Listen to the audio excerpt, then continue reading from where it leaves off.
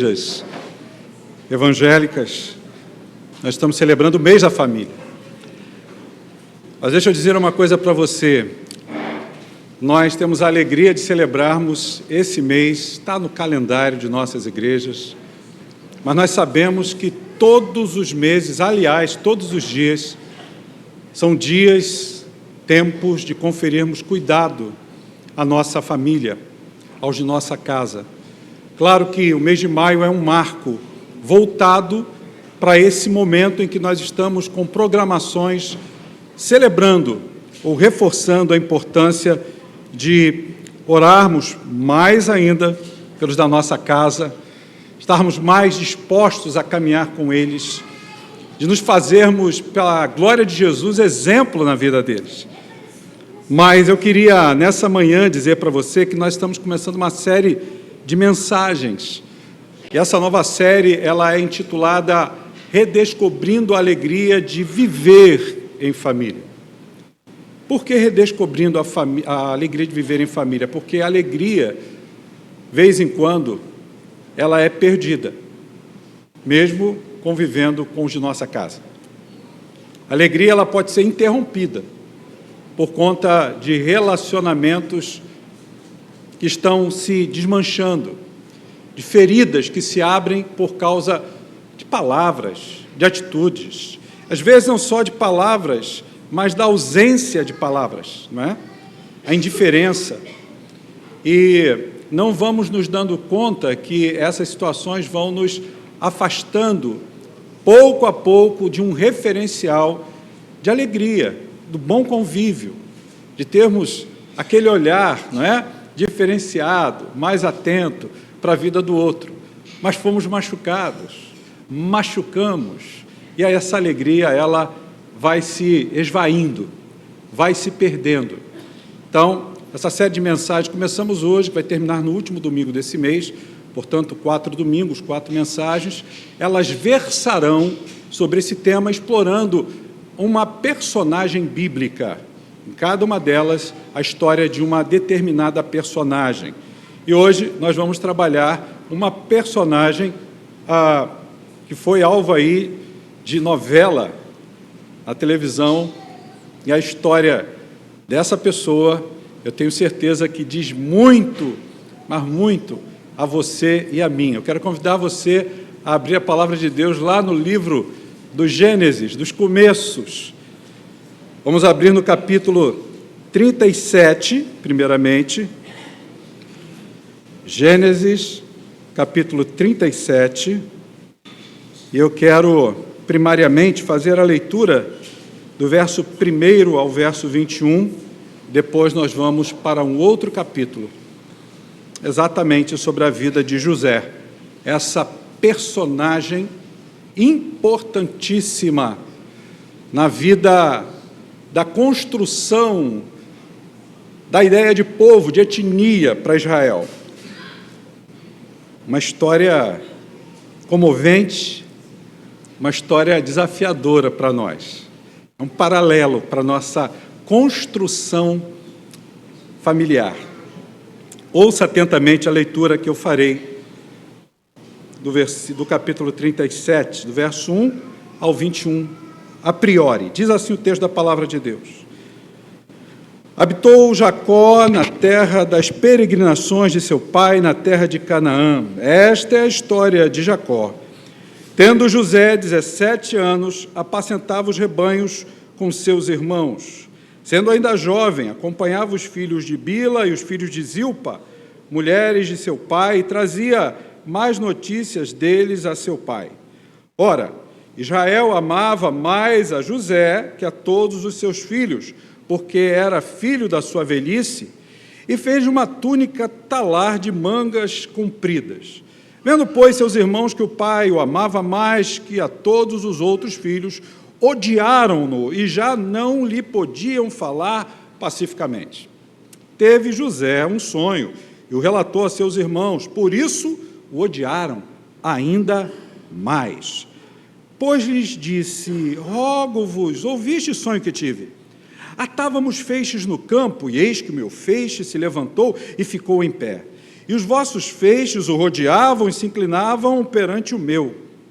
Então lhe disseram seus irmãos: reinarás com efeito sobre nós, e sobre nós dominarás realmente?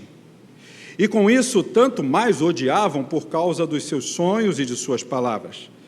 Teve ainda outro sonho e referiu aos seus irmãos, dizendo: sonhei também que o sol, a lua e 11 estrelas se inclinavam perante mim. Contando-o a seu pai e a seus irmãos, repreendeu o pai e lhe disse: que sonho é esse que tivesse? Acaso viremos eu e tua mãe e teus irmãos a inclinar-vos perante ti em terra? Seus irmãos lhe tinham ciúmes. O pai, no entanto, considerava o caso consigo mesmo. E, como foram os irmãos apacentar o rebanho do pai em Siquém, perguntou Jacó, a José: não apacentam teus irmãos o rebanho em Siquém? Vem, enviar-te-ei a eles. Respondeu-lhe José: eis-me aqui. Disse-lhe Israel: vai agora e vê se vão bem teus irmãos e o rebanho, e traze-me notícias. Assim o enviou do vale de Hebrom, e ele foi a Siquém. E um homem encontrou a José, que andava errante pelo campo, e lhe perguntou: o que procuras? Respondeu: procuro meus irmãos. Dize-me, onde apacentam eles o rebanho? Disse-lhe o homem: foram-se daqui, pois ouvi-os dizer: vamos a Dotã. Então seguiu José atrás dos irmãos e o achou em Dotã.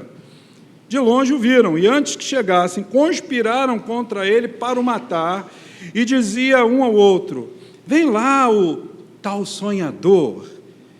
Vinde, pois, agora, matemo-lo e lancemo-lo numa dessas cisternas, e diremos: um animal selvagem o comeu, e vejamos em que lhe darão os sonhos. Mas Rúben, ouvindo isso, livrou das mãos dele e disse: não tiraremos a vida. Agora vá comigo para o capítulo 45. O capítulo 45, até o verso 8, diz assim: então José, não se podendo conter diante de todos que estavam com ele, bradou: fazei sair a todos da minha presença. E ninguém ficou com ele quando José se deu a conhecer a seus irmãos. E levantou a voz em choro, de maneira que os egípcios ouviam, e também a casa de Faraó. E disse a seus irmãos: eu sou José, vive ainda meu pai? E seus irmãos não lhe puderam responder, porque ficaram atemorizados perante ele. Disse José a seus irmãos: agora chegai-vos a mim. E chegaram-se. Então disse: eu sou José, vosso irmão, a quem vendestes para o Egito. Agora, pois, não vos entristeçais, nem vos irriteis contra vós mesmos, por me haverdes vendido para aqui, porque para a conservação da vida Deus me enviou adiante de vós. Porque já houve 2 anos de fome na terra, e ainda restam 5 anos em que não haverá lavoura nem colheita. Deus me enviou adiante de vós, para conservar a vossa sucessão na terra, e para vos preservar a vida por um grande livramento. Assim, não fostes vós que me enviastes para cá, e sim Deus, que me pôs por pai de Faraó, o Senhor de toda a sua casa, e como governador em toda a terra do Egito. Vamos orar. Pai, obrigado pela leitura da tua santa palavra, palavra que nos transforma, palavra que nos edifica, palavra que produz em nós arrependimento. Nós oramos, ó Pai, certos de que o Senhor nos fala. Então te pedimos que o Senhor abra os ouvidos do nosso coração para ouvir sua voz nessa manhã, em nome de Jesus. Amém. Nós acabamos de fazer a leitura em 2 textos distintos, mas que fazem parte de um mesmo contexto.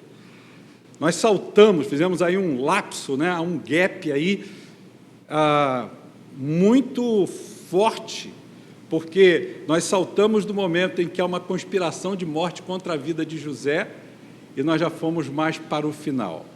A história vocês conhecem, por isso que eu me permito fazer isso. Estou diante de um público seleto, de gente de Deus, de gente que ama o Senhor, de gente que ama a sua palavra, que tem prazer de estudá-la.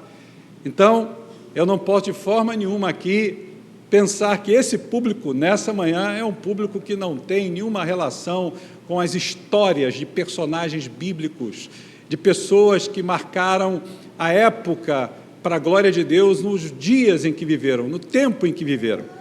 Mas eu queria dizer para você, nessa manhã, que restaurar a alegria de viver em família não é só uma história abrangente à vida de José, de seus pais e de seus irmãos.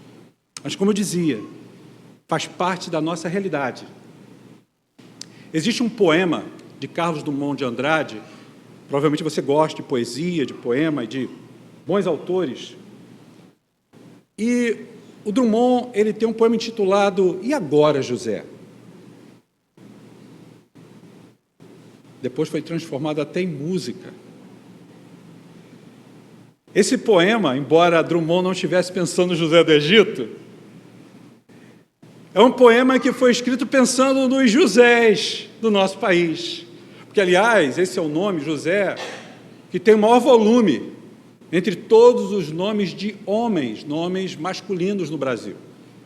José é o nome mais designado. E agora, José? Só que quando Drummond escreve esse poema, ele está pensando nos Josés da vida, e que cada um de nós faz parte dessa realidade, porque trabalha a finitude, a limitação, a fragilidade das nossas escolhas, das nossas opções de vida, diante da vida que se apresenta tão existente, tão forte, tão fugaz diante de cada um de nós. Trata essa crise existencial. Mas o que isso tem a ver com o nosso José aqui do Egito? O José da Bíblia? É porque esse José se viu diante de uma calamidade, diante de uma situação que deixou o seu coração completamente comprimido, completamente só, por conta do abandono dos seus irmãos e da impossibilidade de voltar a se relacionar com seus pais, com os da sua casa, de onde, ainda bem jovenzinho, um adolescente de 17 anos, fora excluído, fora tirado. Só que quando você começa a estudar a história de José, aqui, à luz das Escrituras, você perceberá de forma muito tácita, muito clara, que José, ele levanta questionamentos. Só que para esse José, não o José de Drummond, mas o José da Bíblia, ao perguntar, e agora? Ele tem respostas que são oriundas de uma relação profunda que ele tinha com Deus, porque desde a sua infância ele aprendera a temer o Deus de seus pais.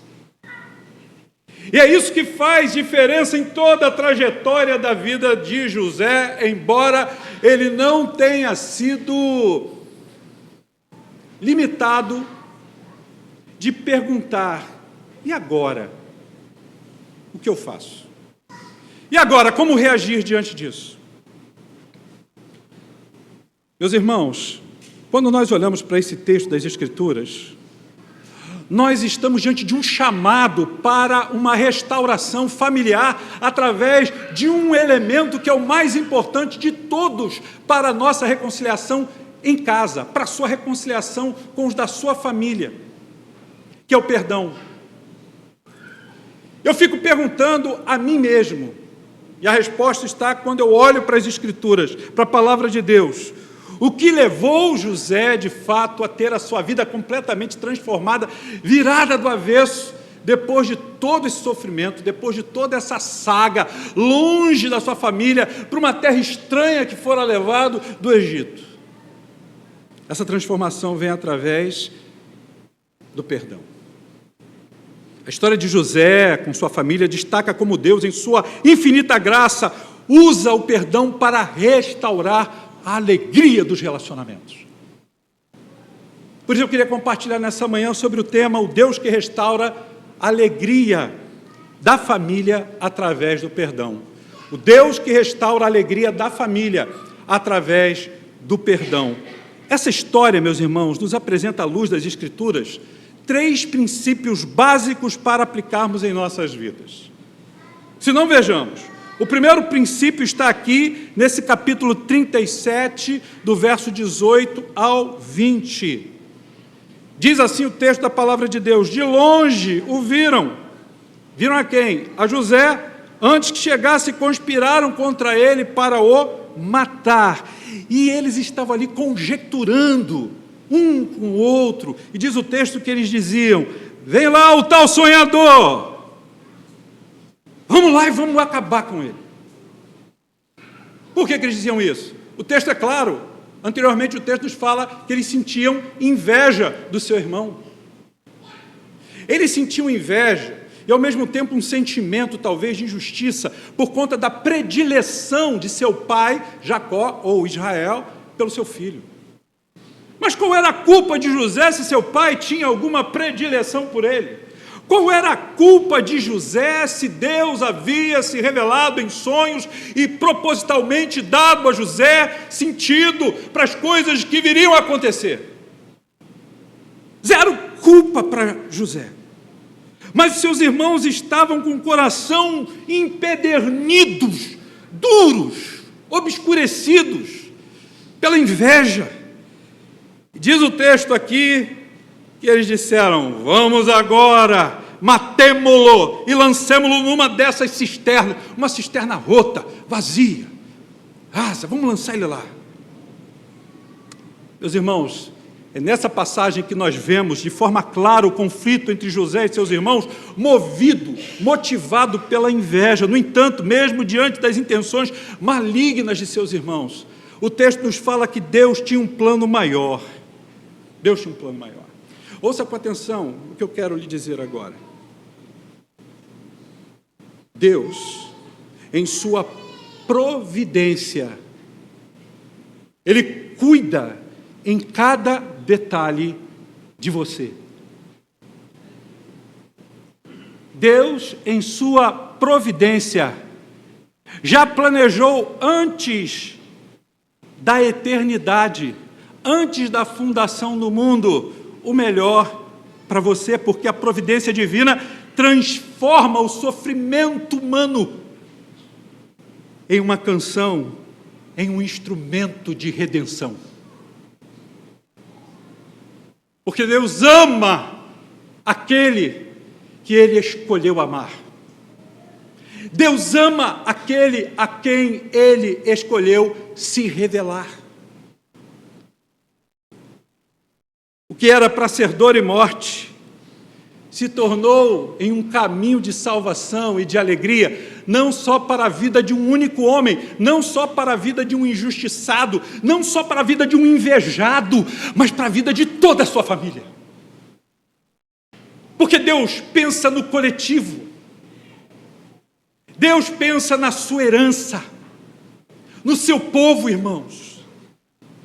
Quando nós olhamos para Romanos capítulo 8, versículo 28, lá está descrito para nós uma palavra que traz para o nosso coração alento por vermos a providência divina e o amor dele escalonado, manifesto em cada um dos seus atos por você. Diz o texto: sabemos que todas as coisas cooperam para o bem daqueles que amam a Deus, daqueles que são chamados segundo o seu propósito. Meus irmãos, este versículo ressalta a soberania de Deus em usar até mesmo os conflitos e as dificuldades que vivemos dentro do seio de nossas casas, de nossas famílias, para cumprir os seus propósitos maiores, como Ele fez na vida de José. Por isso, a primeira verdade que podemos encontrar, o primeiro princípio nesse texto, quando Deus restaura a alegria da família através do perdão, é que Deus tem um plano perfeito para a sua família em meio ao conflito.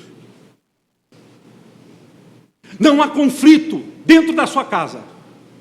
Não há dor maior que você esteja vivendo hoje dentro da sua casa, que Deus não esteja interessado em trazer o seu propósito santo, perfeito e agradável para promover paz e alegria.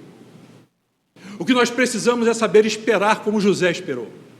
O que precisamos é aprender a confiar como José confiou. é termos a convicção de que a soberania de Deus, ela vai nos alcançar com sua graça e seu favor, aonde o nosso coração amargurado estiver, porque Ele quer nos curar. Deus tem um plano perfeito em meio ao conflito que possa estar sendo estabelecido no seu lar. Mas esse texto vai nos mostrar também que o Deus que restaura a alegria através do perdão é o Deus que promove encontro com o perdão. Porque aqui agora, indo para Gênesis 45, versos 4 e 5, nos diz o texto, José se revelando aos seus irmãos, ele declara: eu sou José, vosso irmão, a quem vendestes para o Egito. Agora, pois, olha, não fiquem entristecidos, não vos entristeçais, nem vos irriteis contra vós mesmos por me haveres vendido para aqui, porque para a conservação da vida Deus me enviou adiante de vocês. É o Deus soberano, escrevendo a história do jeito que Ele quer escrever. O roteiro está nas mãos do Senhor. O roteiro não é seu. O roteiro não é meu. O roteiro é do Eterno. E o texto mostra de forma clara que José, ao revelar a sua identidade, oferece perdão aos seus irmãos. O olhar do coração de José não está concentrado no mal que seus irmãos fizeram a ele. O olhar do coração de José é um olhar divinizado, é um olhar pleno do amor de Deus. Isso é lindo demais, porque o que José consegue enxergar com os olhos do coração é o plano, é o propósito de Deus em todo o tempo do conflito e da adversidade. Deus está no controle de tudo.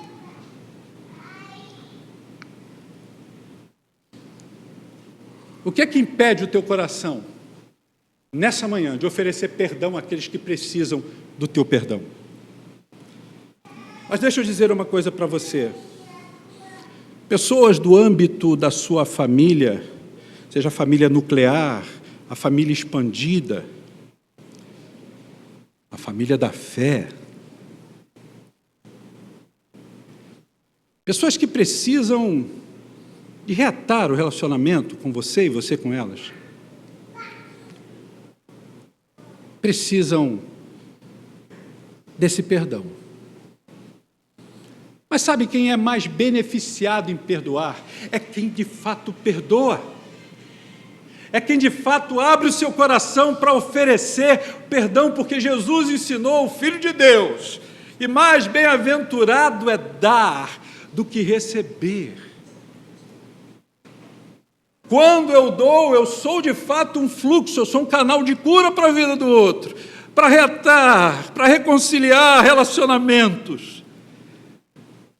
Mas eu alivio a bagagem da minha alma, aquela dor imensurável, aquela angústia, aquela revolta, aquele ressentimento. Essa mágoa vai embora. Isso me dá a oportunidade de renascer na história do outro e do outro renascer na minha história. Segundo o reformador e teólogo João Calvino, e eu trago aqui uma frase importante dele, pertinente a isso, abro aspas, ele diz: não há paz mais doce e alegria mais pura do que aquela que advém do perdão. Fecho aspas. Você quer ter paz? Dos seus relacionamentos interpessoais? Você quer dormir bem? Você quer olhar para o outro e ter paz em olhar para ele? E não virar o rosto? E não negar-lhe um abraço? Você quer ter paz? Se quer viver de acordo com a vontade de Deus? Perdoe. Uma vez, já tem tempo, muito tempo, uma pessoa me procurou na sala pastoral de uma das igrejas que eu pastorei, anterior a essa. Essa pessoa disse assim para mim, em alto e bom som: reverendo, eu quero a sua ajuda, mas eu quero dizer uma coisa para o senhor. Eu não estou sentindo no meu coração vontade de perdoar fulano. Aí eu olhei, com aquele olhar pastoral, olhar amoroso, carinhoso. Eu disse o seguinte: você quer minha ajuda? Para isso é que eu vim aqui, reverendo. Então deixa eu te dizer uma coisa.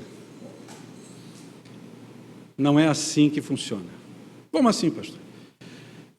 Você não pode sentir vontade de perdoar, sentir desejo, agora sim, que eu estou sentindo vontade, eu vou perdoar. Porque não é assim que funciona. Perdoar não é sobre sentir, é sobre obedecer. Perdoar é ouvir a voz do Senhor, que no imperativo absoluto, segundo a conjugação verbal, diz: perdoe. Perdoe. A palavra do Senhor diz que se nós não perdoarmos os homens, conforme Jesus nos perdoou, o Pai não irá nos perdoar de nossas ofensas cometidas contra Ele, verticalidade, e contra o outro, o próximo, horizontalidade. E aí você vai viver a sua vida achando que está tudo bem, está tudo certo, vamos embora. Eu quero saber, eu não dependo do outro, eu não tenho que dar satisfação para o outro, mas na contabilidade de Deus o Senhor está lá, só aguardando. O que impede você de oferecer perdão àqueles que feriram você? Você foi ferido? Perdoe. Perdoe, meu irmão. Efésios, capítulo 4, versículo 32 diz, olha o que diz o apóstolo Paulo: antes, sede, imperativo absoluto, é uma ordem, sede, uns para com os outros benignos, misericordiosos, perdoando-vos uns aos outros, como Deus em Cristo Jesus vos perdoou. Não tem alternativa, não tem optativa.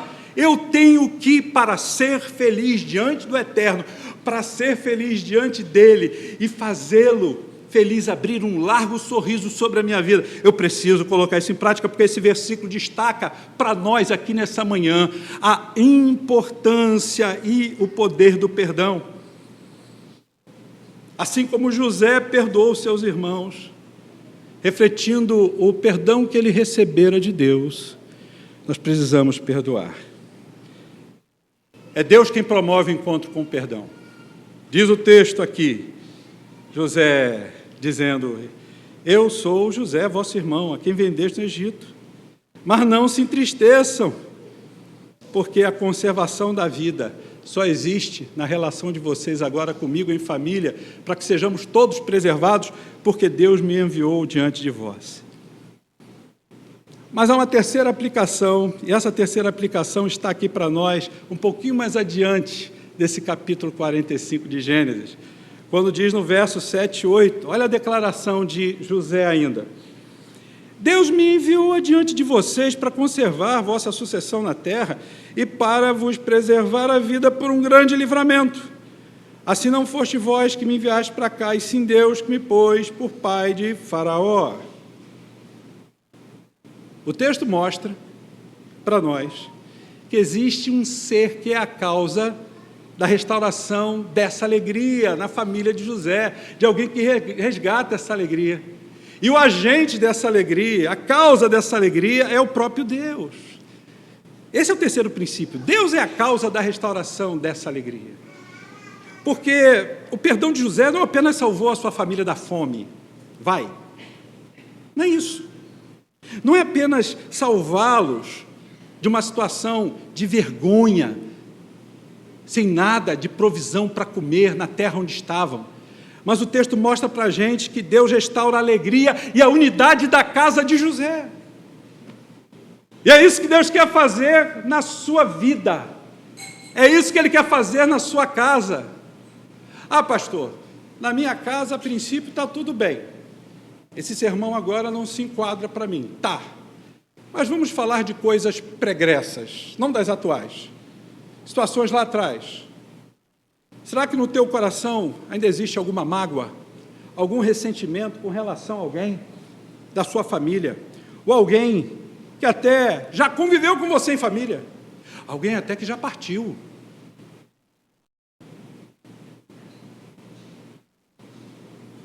Será que ainda há algum ressentimento? Quando Jesus declara nos evangelhos que nós devemos perdoar, ele não declara que de forma clara eu e você precisamos sentar com a pessoa e conversarmos a respeito disso. Se isso puder ser feito, melhor ainda. Também não diz que, salvo o texto de Mateus 18:15, que a pessoa tem que vir a você e ter o desejo de te pedir perdão para que você perdoe. É algo independente, é algo a despeito disso. A ordem de Jesus é: perdoa. Eu não preciso sentir vontade de perdoar, eu tenho que obedecer e dizer: tá bom, Senhor, eu perdoo. É isso que a Bíblia ensina. Só que a gente vive numa sociedade onde os valores e os conceitos estão invertidos, estão polarizadamente invertidos. É a sociedade do coaching. É a sociedade que nos leva a nos humanizarmos além da humanidade que nos foi dada pelo Senhor. É termos para além da nossa humanidade um olhar que não é apenas um olhar humanizado, mas um olhar que desconstrói a humanidade que Deus em Cristo Jesus planejou para você e para mim.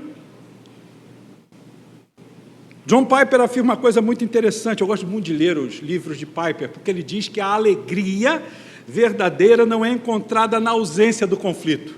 Não é na ausência do conflito, Piper diz, mas na presença da reconciliação. Você precisa ter vontade, sim, de agradar a Deus, não é de sentir desejo de perdoar, é de agradar a Deus e dizer: Senhor, eu quero reconciliação, para que eu viva segundo a tua vontade. No Salmo 126, versículos 5 e 6, o salmista lá no finalzinho diz uma coisa muito bonita, né? Você conhece tão bem quanto eu. Ele diz assim: os que semeiam com lágrimas cegarão ou colherão com alegria. Aquele que leva a preciosa semente, andando e chorando, voltará sem dúvida com alegria, trazendo os seus feixes, os seus molhos. Ou seja, você tem semeado amor, semeado graça, semeado perdão, semeado reconciliação, semeado aproximação. Porque quando você faz isso, ele não está dizendo que isso vai te eximir do choro, do sofrimento, porque muitas vezes nós temos que, entre aspas, trair o nosso ego. O que é trair o nosso ego, pastor? É confrontar o nosso orgulho, é sabotar o nosso eu, sabotar o nosso orgulho. Seguinte, eu sei que vai ser doloroso, eu sei que poderá ser humilhante, mas eu vou pedir perdão. Eu sei que pode ser humilhante, mas eu vou perdoar a despeito de qualquer coisa. Esse versículo do Salmo 126, ele reflete para a gente a ideia de que mesmo em tempos de dor e conflito, o nosso Deus é poderoso para trazer restauração e alegria, especialmente através da reconciliação e do perdão, como aconteceu na vida de José e na vida de sua família. Diz o texto: voltará sem dúvida com alegria, trazendo seus feixes, aquele que semeia a concórdia e não a discórdia, aquele que semeia a paz, aquele que semeia palavras doces, aquele que semeia o perdão, irmãos. É o que diz a palavra do Senhor, porque Deus é o agente da restauração, da alegria. É Deus quem está agindo para que eu e você, nos dando condições de suporte para podermos perdoar ao outro. Eu quero te fazer uma pergunta. Reflita. Em que áreas da sua vida você precisa buscar restaurar a alegria do perdão? Em que áreas da sua vida? A relação com quem? Ou com quais pessoas? A palavra do Senhor nos fala que a verdadeira alegria nunca será encontrada na ausência do conflito, mas na nossa disposição de nos reconciliarmos com o outro. Então, eu queria concluir esse sermão fazendo algumas aplicações bem práticas, porque a história de José nos ensina sobre o poder transformador do perdão. O perdão que precisamos aplicar, precisamos viver e desfrutar no âmbito das nossas relações em família.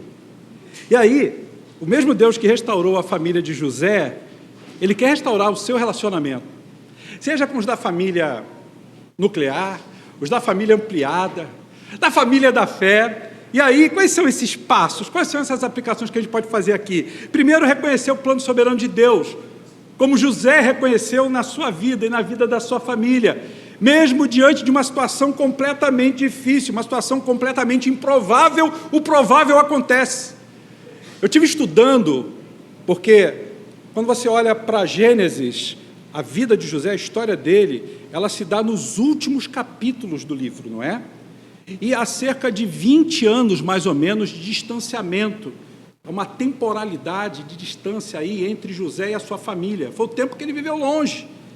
E aí você percebe claramente que esse mesmo Deus que restaurou a vida de José tem proposta de restauramento para a nossa casa, e a gente precisa reconhecer o plano soberano de Deus nas dificuldades, confiando que em todo momento Deus está trabalhando para o seu bem e para o bem da sua família. Primeira coisa, descanse no Senhor, reconheça o plano soberano dele na sua vida e na vida da sua casa. Conflitos sempre haverão de existir, mas o Senhor está soberanamente no controle, dizendo a você: perdoe, ame, reconcilie, seja um agente de reconciliação. O segundo passo é que você precisa estender esse perdão que Deus lhe deu em Cristo Jesus, e agora você vai carreá-lo, você vai transmiti-lo, vai fazer com que esse fluxo chegue naquela pessoa que precisa desse perdão, daquele que te ofendeu. Você precisa estender ele aos seus ofensores, lembrando que você um dia também foi perdoado em Cristo Jesus. Lembre-se disso. Você precisa reproduzir o perdão que Jesus deu a você e transmita ao outro também. Não retenha o perdão. E a terceira aplicação é que você deve buscar reconciliação. Busque sempre ser um agente de reconciliação. Você não é alguém que Deus chamou para incendiar relacionamento. Você não é um incendiário, você é um bombeiro. Viu, Sérgio? Falei para o Sérgio, porque o Sérgio sabe que é a corporação dos bombeiros. Deus nos chamou para apagar incêndio. Não é para colocar mais combustível na fogueira. Sabe quando alguém está falando do outro, aí o outro chega, mas é isso mesmo? E começa, bota mais fogueira, bota mais combustível, e aquilo começa o incêndio a se alastrar, e a Bíblia fala, né? Tiago fala que a nossa língua, ela é como uma espada afiada, e ela pode incendiar. A gente precisa ser fluxo da graça. Eu quero jogar água nisso aí. Não quero jogar querosene, não. Porque Deus me chamou para ser um agente de reconciliação. Porque existe um Deus que restaura a alegria de viver em família. Quero orar pela sua família nessa manhã. Nós estamos apenas começando. Deus que restaura a alegria da família através do perdão está aqui nessa manhã, ministrando graça ao teu coração. E é Ele quem vai curar as feridas que estão no seu coração, mas a partir do momento em que você liberar o perdão, vai junto com Ele todas essas mágoas, essas feridas, esses ressentimentos. E com isso, a gente pode viver tão feliz, não só nas relações que temos em casa, mas as pessoas vão ver isso na relação que a gente tem uns com os outros. Curve a sua cabeça, vamos orar. Eu queria que você orasse agora